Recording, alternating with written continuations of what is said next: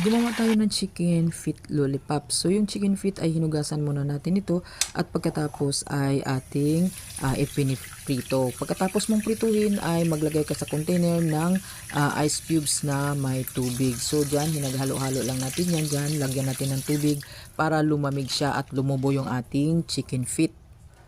Pagkatapos ay ating i-drain na ito. Pag ito ay na-drain na, katulad niyan, ay lumalaki na siya, ay pwede na natin itong lagyan ng mga iba pang condiments.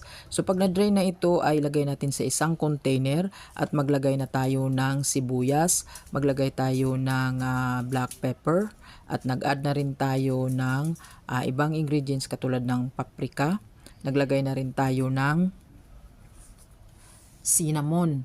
At ang ating inilagay pang ibang ingredients dyan ay yung mga seasoning na katulad ng magic sarap at naglagay tayo ng toyo, nag-add tayo ng asin, sugar at yung ating oyster sauce. So para maglapot siya ng konti ay nilagyan natin ito ng cornstarch.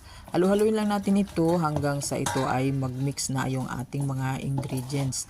Pag nag-combine na ay isama niyo na rin yung sauce doon sa ating container. Then pagkatapos ay i-steam na natin. I-steam lang natin ito hanggang sa ito ay lumambot, about mga 45 minutes yung ating pag-i-steam dyan.